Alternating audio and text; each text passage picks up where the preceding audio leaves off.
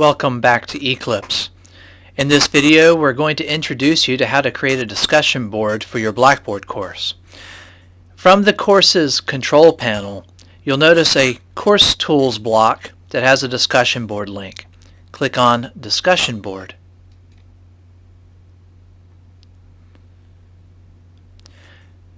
Additionally, you'll click on a link. This basically is just indicating the discussion boards for the course that you're in, so click on that. And then to add a forum, click on the plus forum button on the upper left-hand side. You'll enter a name for your forum.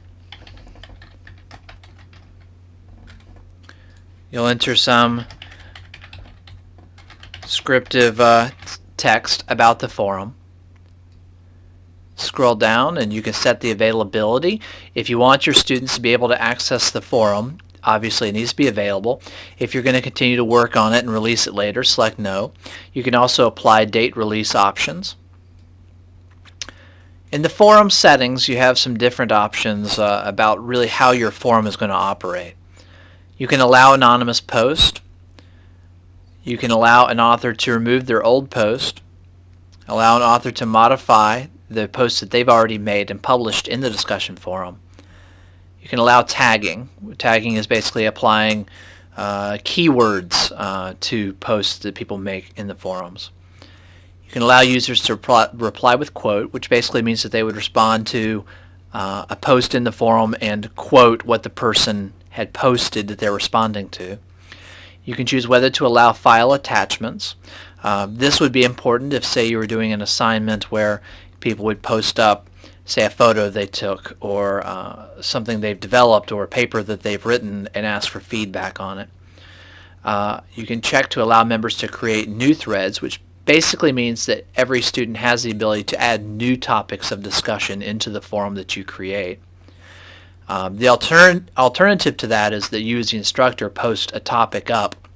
Students are not allowed to create their own threads, but are only able to respond to the topic that you've started. And then the subscribe options allows people to, students and even yourself, to choose to subscribe to a forum and receive email notices when changes or new posts have been made to that forum.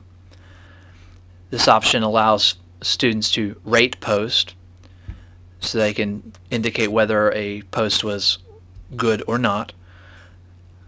Force moderation of posts. If this is checked, you'll have to approve each message that is posted to the forum. And then you have grading options. If you are going to have some points or something associated with the forum as an activity, this allows you to provide a point of, let's say, 100 points possible for their entire involvement and contribution to a forum. This allows me to actually add points and give points as credit on individual post. So you can choose to either not grade, or let's say not grade, maybe I have a support forum, and so they wouldn't need to get a grade for that. But let's say perhaps I have a Chapter 1 discussion and I've told them what they need to do, and it's an assignment, then obviously that would be a graded forum. Or I could maybe have a support forum in which I give extra credit as a grade for contributions to students helping answer support questions for other students. So that might be an example of a graded thread. We will add the graded option. A couple of tips is generally we don't recommend allowing anonymous post. Students sign in, it's associated with their account. When they post, it should just say who they are, unless there's a need for anonymity in the discussion. Allowing an author to remove the post that they've already made is a bit of a risk. It's a gamble, because if a student says something inappropriate in a post and then deletes it, yet you may still receive complaints from students. There really is very little ability of us to go back and verify that. The other option, to allow authors to modify their unpublished post, again, it's the same type of deal. Someone could post something inappropriate and then go back in and edit that out of their post. Or let's say that you're grading them on typos and they didn't check their work and they posted and you graded it and then they went back and modified it, and there could be some dispute about what was and was not modified. Allow post tagging. This is fine to enable, although I don't know many people that are really making use of that too much. Allow users to reply with quotes is actually a very nice option because it allows any responses to existing posts to sort of be put in context of what they're responding to. Allowing attachments, again, is completely optional depending on how you're using the forum. And I do normally allow subscriptions. I allow members to choose to subscribe to the forum or to individual threads. This is a nice way to let students automatically get updates when people post new content related to the course. But basically allowing it, you're not forcing them to be there. These options here really just make a difference between whether or not the student gets a link or actually gets a copy of the new content that's been posted. And that would be up to you to choose.